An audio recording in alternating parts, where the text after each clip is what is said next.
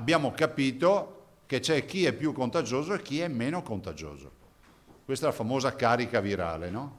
Parte da questa premessa Luca Zaia nel tracciare la curva epidemiologica di questo mese di luglio, che ha visto un aumento di focolai, sono 45, ed isolamenti domiciliari, oltre 3.700, 3.000 in più di un mese fa. Ma la differenza sta, e non è poco, nella sintomatologia. Abbiamo una quantità, a differenza della fase cruciale, diciamo quella pesante del coronavirus di marzo-aprile, abbiamo una quantità di positivi asintomatici importante, passano il 70%. La dimostrazione più lampante arriva dalla caserma ex Serena di Casier, dove tutti i casi segnalati sono di fatto asintomatici, ma qui il problema è soprattutto di ordine pubblico.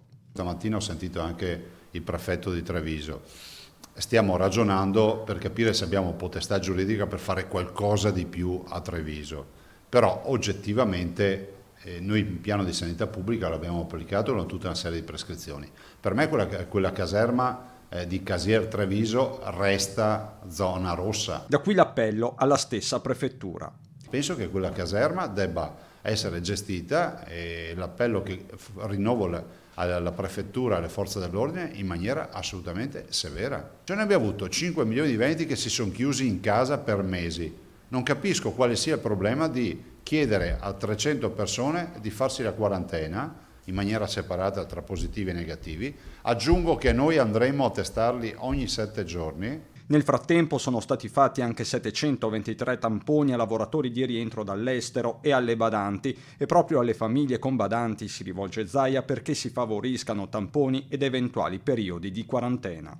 Chi può la gestirà con una stanza con bagno a sé, perché di solito accade anche questo, che c'è comunque una stanza dedicata e un bagno dedicato. Chi non può chiederà aiuto all'ULSS. Insomma, cercheremo sempre di essere comunità, perché è un po' sto mondo che sta diventando sempre della mela spaccata a metà, no?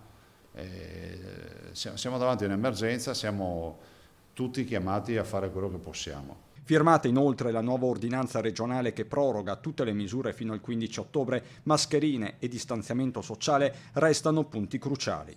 Firmo un'ordinanza che proroga tutte le misure, quindi non c'è nulla di nuovo sotto il sole, fino al 15 di ottobre. 15 ottobre che è poi il termine ultimo dello stato di emergenza dichiarato dal governo, ma è la stessa ordinanza regionale a lasciare una finestra per l'8 agosto per valutare i contenuti del nuovo DPCM e possibili novità come per le crociere.